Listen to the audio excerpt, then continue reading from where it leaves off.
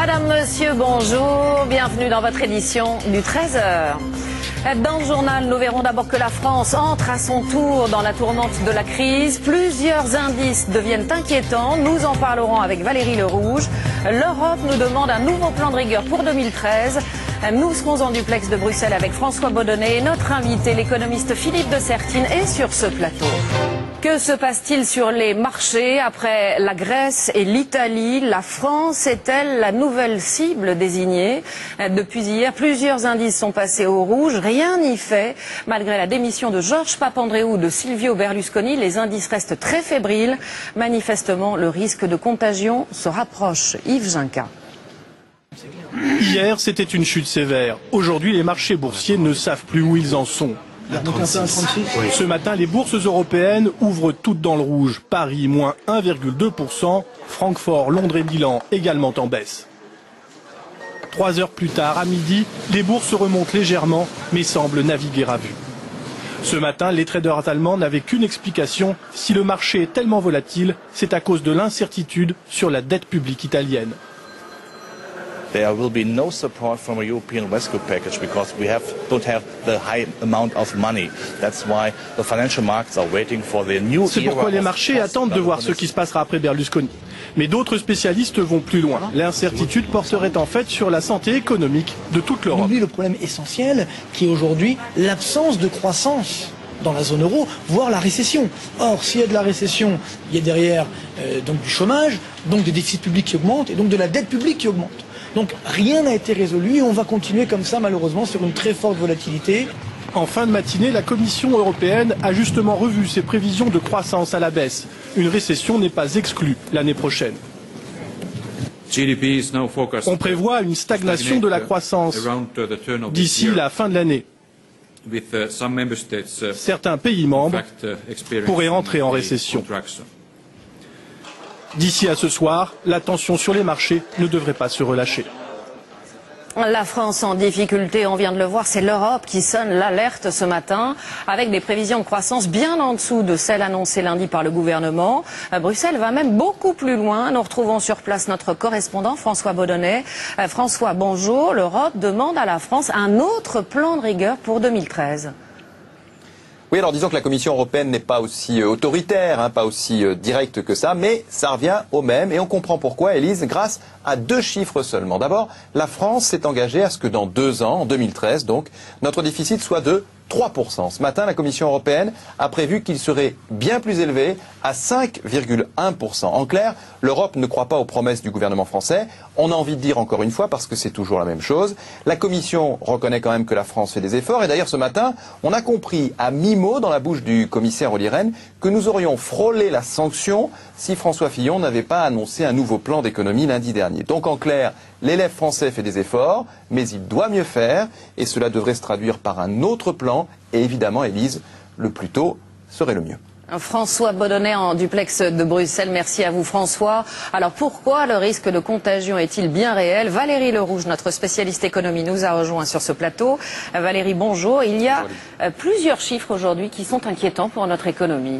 Oui, d'abord celui de la croissance, et c'est important, car si le dernier plan de rigueur annoncé lundi a certes rassuré les marchés dans un premier temps, eh bien il doute maintenant que cela suffise à redresser la barre, car le gouvernement table sur une croissance de 1% pour 2012, mais l'Union européenne ce matin prédit qu'elle sera au mieux de 0,6% si le plan de rigueur ne grippe pas l'économie, et des économistes de banques étrangères sont encore plus pessimistes, 0,1% pour ceux de Citigroup, et une récession carrément pour les économistes de Bank of America Merrill Lynch, moins 0,6%. Après la croissance, Valérie, on va maintenant parler des taux d'emprunt, et là non plus les chiffres ne sont pas de bon augure. Non, tout est lié. La France a beau conserver pour l'instant sa note de AAA, les marchés font comme si elle l'avait perdue, ou ils l'anticipent en tout cas.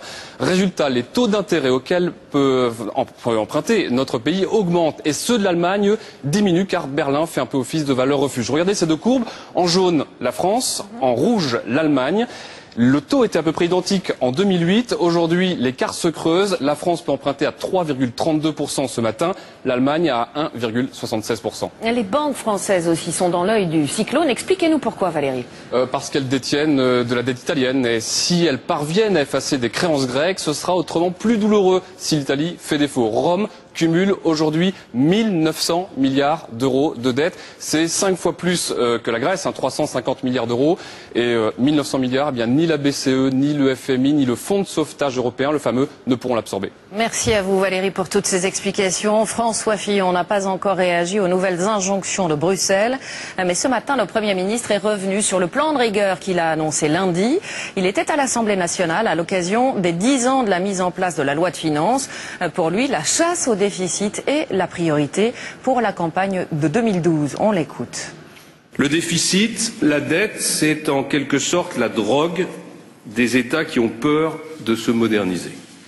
Je pense que dans la crise profonde que traverse en particulier la zone euro, ce serait un signe extrêmement fort de la volonté de toutes les forces politiques de notre pays d'atteindre l'objectif de déficit zéro qui constitue, de mon point de vue, le meilleur programme électoral pour les élections de 2012, parce que c'est la meilleure façon de protéger les Français, de protéger notre mode de vie, de protéger d'une certaine façon le modèle social auquel nous sommes tellement attachés.